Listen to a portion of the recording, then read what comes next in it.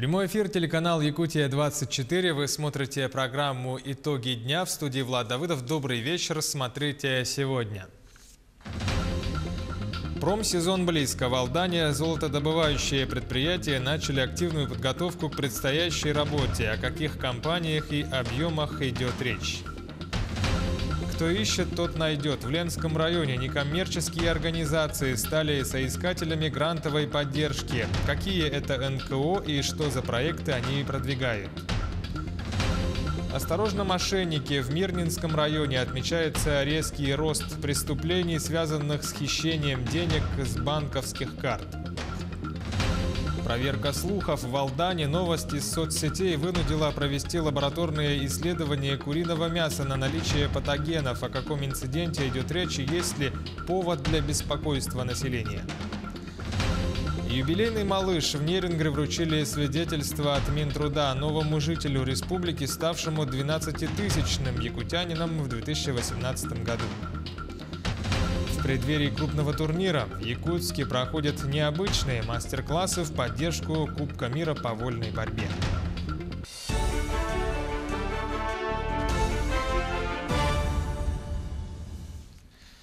Банки России должны обеспечить выдачу ипотечных кредитов семьям с 2 и более детьми по льготной ставке в 6%. Об этом на встрече с главой ВТБ Андреем Костиным заявил президент страны Владимир Путин. Глава банка ВТБ пообещал взять ситуацию под свой личный контроль. В 2019 году кредитная организация намерена выдать 425 тысяч ипотечных кредитов на сумму 1 триллион рублей. В прошлом году банк ВТБ выдал 300 тысяч таких кредитов. Социальный налоговый вычет распространят на жизненно важные лекарства. Законопроект об этом подготовил Минздрав. Получить вычет до 15 600 рублей вскоре можно будет после приобретения лекарств из списка жизненно необходимых препаратов, который заменит действующий сегодня список, утвержденный 18 лет назад. В перечень жизненно важных лекарств включают самые новые и эффективные препараты как российского, так и зарубежного производства. Предполагаемые изменения в законодательстве дадут возможность практически всем пациентам, вынужденным приобретать лекарства за свой счет, получить впоследствии возмещение их стоимости.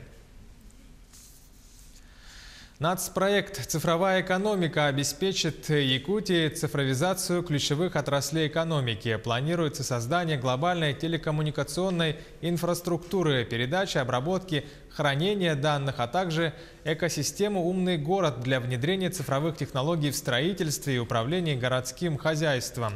Кроме того, в рамках проекта подготовят высококвалифицированные кадры для цифровой экономики республики. Кроме того, будут созданы экосистемы для развития проектов по сквозным цифровым технологиям. Будут разработаны решения в сфере предоставления государственных услуг, в том числе в интересах населения и субъектов малого и среднего бизнеса. Глава Якутии Айсен Николаев отметил, что реализация национального проекта «Цифровая экономика» позволит ускорить темпы социально-экономического развития республики. Якутский проект под названием «Ведроид» будет представлен на всероссийском конкурсе стартап-проектов, который пройдет в мае этого года в Москве. Сегодня стали известны имена победителей открытого инновационного стартап-тура «Цифровой регион» и имена тех, кто прошел отбор в акселерационную программу Би-8. За право считаться лучшими боролись 30 проектов. Так, в треке индустриальных и энергетических технологий первое место занял Владислав Болдырев из Комсомольска-на-Амуре с проектом «Санни Форст». В треке биотехнологий в медицине и сельском хозяйстве победила Мира Савина из СВФУ с проектом под названием «Тест-система на основе биочипа для выявления носительства генетических заболеваний Саха-биочип». Ну а в треке «Информационные технологии» победил Николай Потапов с проектом «Ведроид». Также автор этого проекта получил главный приз в 300 тысяч рублей и путевку на всероссийский конкурс «Стартап Village». Делаем экспортный продукт робот-уборщик «Ведроид». Мы здесь выставили презентацию именно на клининговом бизнесе. Мы являемся клининговой компанией, которая убирает территорию, моет полы, но делает это помимо традиционного способа, еще и делает это с помощью инноваций. Наши разработчики, студенты Северо-Восточного федерального университета, ученые, студенты, школьники, преподаватели, создали множество неокров для того, чтобы разработать данные продукты. В Хангаласском Улусе завершился республиканский форум «Будущие интеллектуальные лидеры-2019» с участием школьников, академиков Малой академии наук. Трехдневная программа состояла из дискуссионных площадок, бизнес-игр, мастер-классов, тренингов, лекций от передовых педагогов страны, в том числе и лауреатов Всероссийского конкурса «Учитель года». В последний день работы форума прошел открытый разговор участников с членами Республиканской академии наук, а также в торжественной обстановке были вручены удостоверения новым действительным членам и членам-корреспондентам Малой академии наук. Наша, академии состоит 100 академиков и 100 член-корреспондентов. И фактически у нас идет, специальный отбор, который проводится с использованием системы Moodle. Все свои портфолио ребята представляют в электронном виде. Оно имеет свою определенную, балловую категорию. И потом все эти баллы суммируются. И фактически в очень цифровом таком виде, очень формализованно происходит отбор этих ребят. И в конце концов они также рассматриваются ученым советом и специальной комиссией. И все, которые прошли самые 100 лучших, становятся академиками, вторая сотня становится член-корреспондентами. К другим темам. Госдума запретила организовывать гостиницы в жилых помещениях многоквартирных домов. Законопроект был принят в третьем чтении. На данный момент по закону устраивать гостиницы или хостелы можно в помещениях, выведенных из жилого фонда. Кроме того, комнаты должны быть звукоизолированы, а собственник обязан установить пожарную сигнализацию, охранную систему, предусмотреть уборку номеров. Действующие нормы не запрещают делать это с квартирами, расположенными на первых этажах или же над нежилыми помещениями. В Алданском районе золотодобывающие предприятия начали активную подготовку к промсезону. О каких компаниях и каких плановых объемах идет речь, рассказывает наш корреспондент Руслан Павлов. Золотодобывающая компания Саха Голд Майнинг специализируется на добыче рассыпного золота дражным способом. В активе предприятия 3 драги, которые за сезон извлекают из песков реки Куранах более 500 килограммов металла. Уже с апреля драги вступят в работу. Сейчас идет активная подготовка к промсезону. В настоящий момент идет подготовка к промывочному сезону 2019 года. Сезон у нас по плану должен начаться с 10 апреля по 25 ноября. Последние 3 года головная компания GV Gold существенно инвестирует в алданские активы, что позволяет развивать производство и извлекать больше драгоценного металла. Между тем, содержание золота в песках снижается, однако руководство Саха Голд Майнинг планирует превысить заявленные показатели на текущий год. Небольшое снижение у нас обусловлено тем, что объективно снизилось среднее содержание промываемых в песках. Тем не менее, мы сейчас работаем над тем, чтобы все-таки удержать планку 2018 года.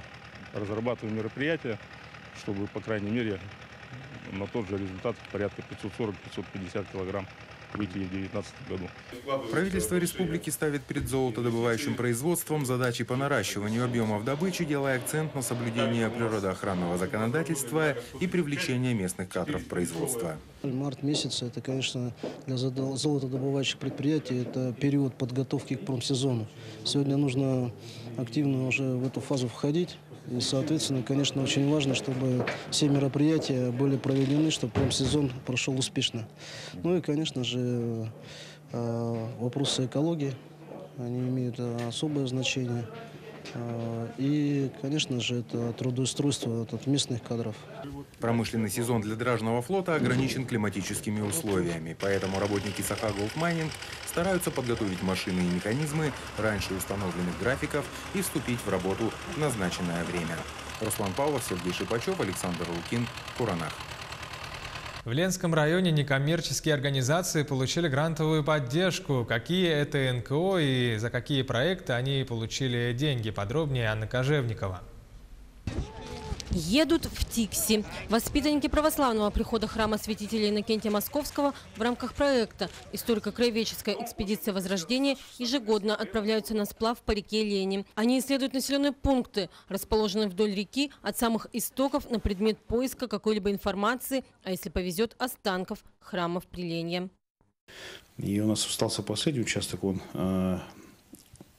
наименее заселенный участок, там не так много населенных пунктов, но одновременно он самый длинный по протяженности и самый сложный вот именно как прохождение самого маршрута. Возможно, у нас будут какие-то открытия. Почему? Потому что местные жители порой хранят у себя в преданиях, в рассказах какие-то сведения о храмах, которых нет на карте, которых нет в каких-то исторических источниках. Православный приход заявил свой проект на соискание гранта от администрации муниципального образования Ленский район. И он был 100% профинансирован. 600 тысяч – это, конечно, не все затраты для такой поездки, но большая их часть. Я лично в своем протоколе проранжировала все гранты. У меня есть определенная шкала ценностей. Но я здесь согласна с тем, что именно эти 3 гранта получили 100% финансирование, потому что все понимают, наверное, важность деятельности этих некоммерческих объединений. И отдельно я бы хотела остановиться на экспедиции Возрождения. Мы все понимаем, какую важную роль выполняет эта экспедиция, потому что ежегодно в этой экспедиции принимают участие ребятишки трудные. Из 14 представленных некоммерческих организаций на конкурсе 100% финансовую поддержку получили всего 3 организации. Совет ветеранов, Общество инвалидов и Православный приход. 75% по 450 тысяч рублей получили танцевально-спортивный клуб «Румба» и Федерация стрельбы из лука. Ленское городское казачье общество на реализацию проекта по организации мотоклуба в районе местности Тихан на базе военно-патриотического клуба «Витязи» получило половину от запрашиваемой суммы. И самим «Витязям» заявку удовлетворили только на 50%. Мы собираемся организовать и развивать практическую стрельбу. Практическая стрельба, она требует хорошей физической подготовки, хорошего стрелкового оружия и так далее. Общая сумма была 242 тысячи, нам дали 121. Но мы так определили, что на сегодня мы будем закупать стрелковое оружие. Оно не травматично, опасно, там пластиковые пульки и так далее.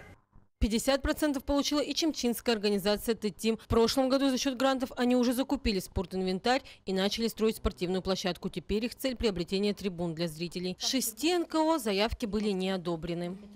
Тут 3 фактора, наверное, играют роль. Во-первых, где-то нет актуальности, где-то, наверное, есть подмена функций каких-то. А в-третьих, наверное, нет какой-то массовости. Мне кажется, как какой-то такой избранной, наверное, вот все-таки ориентация на какую-то категорию.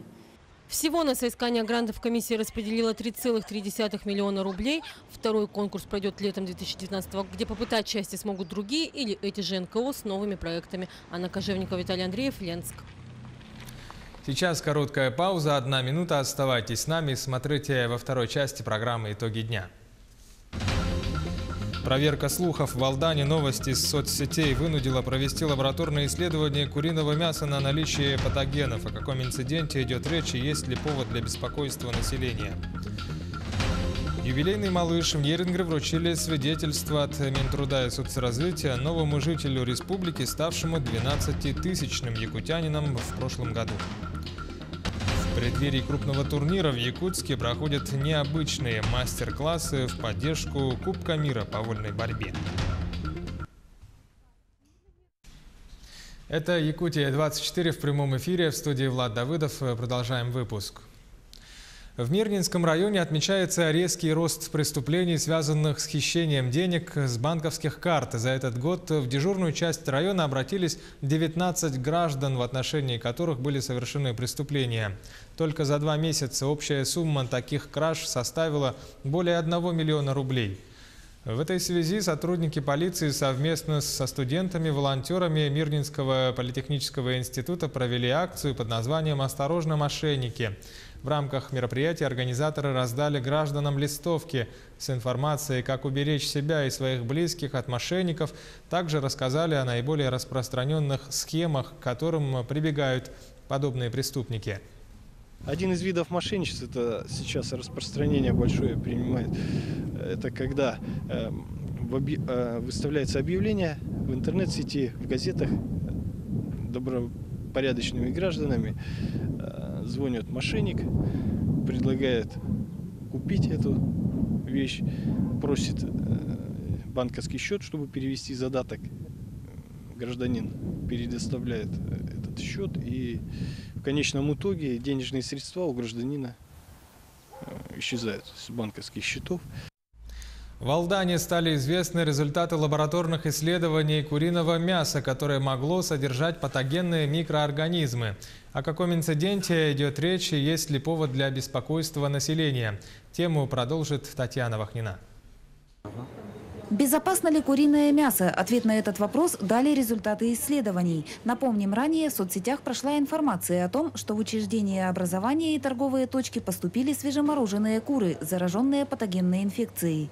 Данный факт выявила автоматизированная система «Меркурий» по контролю, движению и употреблению продукции.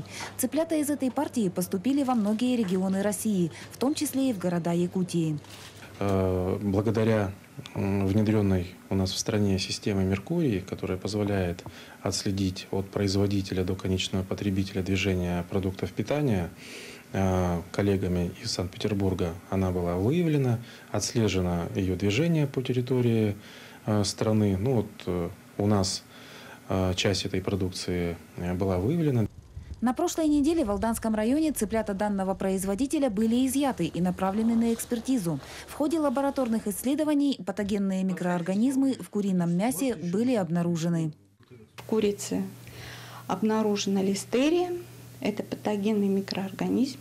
Эта продукция сейчас находится на консервации и ждет индивидуального предпринимателя, потому что она отъехала, чтобы можно было ее утилизировать. Конечно, эту продукцию можно было отправить на завод, чтобы ее переработали, но в Алданском районе у нас нет таких заводов. Необходимо подчеркнуть, что о заражении граждан речь не шла. Цыплята были изъяты до этапа реализации. Вследствие публикаций в соцсетях некоторый ажиотаж имел место, однако ему поддались не все потребители. На участке там постоянно курятина есть, и мы ее с удовольствием едим, и жареную, и вареную. Я не заметил в себе каких-то изменений. Но все равно все-таки страшно, мало ли заразиться, но с другой стороны, я как бы сильно не боюсь, если честно. Стоит отметить, что возбудитель патогенной инфекции при высокой температуре погибает, так что прошедшее тепловую обработку мяса теоретически стало бы безопасным. Татьяна Вахнина, Сергей Шипачев, Александр Лукин, Алдан. Подготовка к навигации в Ленинском речном порту идет полным ходом. Произвели ремонт агрегатов, и с наступлением хорошей погоды сотрудники вышли на улицу очищать от скопившегося за зиму снега механизмы портальных кранов. В отстое на выморозке находится теплоход «Юрий Арбатский». Работники речпорта приступили к ремонту корпуса, руля и других частей судна. Сейчас немножко наблюдается дефицит кадров. Но, невзирая на это, мы приступили к выполнению всех, так скажем, намеченных целей и задач по подготовке к навигации. Планы, конечно же, на навигацию 2019 года они есть. Сейчас проходит, так скажем, период такой, мы с нашими контрагентами договариваемся, разговариваем о том, чтобы какие объемы будут. Были предварительные договоренности. В конце 2018 года обозначены такие цифры, как 250 тысяч тонн всего на навигацию 2019 года. Сегодня глава республики Айсен Николаев вручил государственные награды многодетным матерям, женщинам, активистам за заслуги в области культуры и искусств, образования, телевидения, здравоохранения, законности и правопорядка, транспорта, ЖКХ, местного самоуправления. Среди них почетное звание «Заслуженный учитель Республики Саха-Якутия» получила преподаватель Якутского педколледжа Альбина Пилецкая. Спасибо моим родителям, которые заложили в меня трудолюбие, прилежание, любовь к музыке. Это моему папе Иванову Афанасию Егоровичу, который отработал в школе учителем музыки 50 лет. Он заложил в меня любовь к музыке и к педагогической работе. И, наверное, помогая воспитывать моих братьев и сестренку, я, наверное, стала учителем уже дома. В Нерюнгри вручили свидетельство от Минтруда и соцразвития юбилейному новому жителю Якутии. У семьи Терещенко недавно родился сын Леонид, ставший 12-тысячным якутянином в прошлом году. Продолжит Екатерина Павлова. Когда рождаются дети, это здорово. Значит, семья становится еще крепче и счастливее. Вот и в семье Терещенко долгожданное пополнение. У супругов Дмитрия и Олеси родился второй ребенок. В их семье уже подрастает сын Александр. Разница с братом у него составляет ровно 10 лет. Саша стал отличным помощником для родителей и с трепетом относится к своему младшему братику. Только он и нянчится. Супруги вместе уже больше 25 лет. Познакомились в Нерюнгри и еще будучи школьниками. Жили по соседству. В юбилейный год старшего сына судьба подарила им второго ребенка. Пока все вспомнила, как все это бывает, уже все как заново, конечно. В управлении ЗАГС новорожденный зарегистрирован 29 декабря. В торжественной обстановке семье Терещенко вручили сертификат на имя новорожденного Леонида на приобретение бытовой техники в торговом центре «Стенол». Очень приятно, очень неожиданно. Спасибо большое всем, кто принимал в этом участие. Ну вот, будем покупать технику на 50 тысяч рублей, очень приятно. Семья – неотъемлемая часть общества. Без нее человек становится одиноким. Каждому хочется, чтобы дома его ждали близкие и любимые люди, поддерживали и давали чувство опоры. Пожелаем семье Терещенко и 12-тысячному жителю республики Леониду крепкого здоровья, любви и мира. Екатерина Павлова, Захар Головин, Нерюнгри. Вечернее платье, макияж, прическа и профессиональная фотосессия – все это организовали для многодетных мам в Якутске в преддверии Международного женского дня в рамках проекта «Преображение». Помимо этого, женщины пообщались с астрологом, помедитировали и научились правильно управлять женской энергией. Все это стало подарком для тех, кто тратит все силы и время каждый день на детей и домашние заботы. Я мама 5 детей, у меня 5 мальчиков. И я вот сегодня участвую в этом проекте «Преображение». Очень рада, конечно, потому что выпал такой случай именно мне, в моей судьбе. Это такое знаковое событие, потому что не каждый день мы уделяем себе внимание, и особенно я, например, как мама, столько много делаю, и приходится и там, и тут успевать, а и для себя времени никогда не находится, А сегодня вот нас пригласили сюда, и я так рада, девушки такие вдохновленные после преображения особенно, они такие счастливые глаза, у них ярко горят они и такие довольные. В Якутске проходят мастер-классы в поддержку Кубка мира по вольной борьбе. Их проводят на непривычных площадках, торговых центрах, музеях, кинотеатрах столицы. Воспитанники спортивных школ и профессиональные тренеры в игровой форме учат всех желающих азам вольной борьбы. Проходит это на коврах 3 на 3 метра, в 4 раза меньше оригинальных, но не уступающих им в качестве.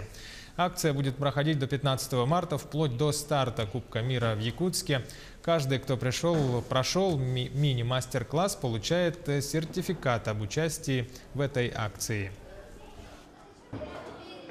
Мы здесь показываем броски, борьбу показываем, чтобы другие дети тоже захотели заниматься борьбой и заниматься, в общем, спортом вообще. С своими приемами, со своими напарниками по борьбе. Это были итоги дня сегодня. Оставайтесь на телеканале Якутия-24 и будьте всегда в курсе. До встречи.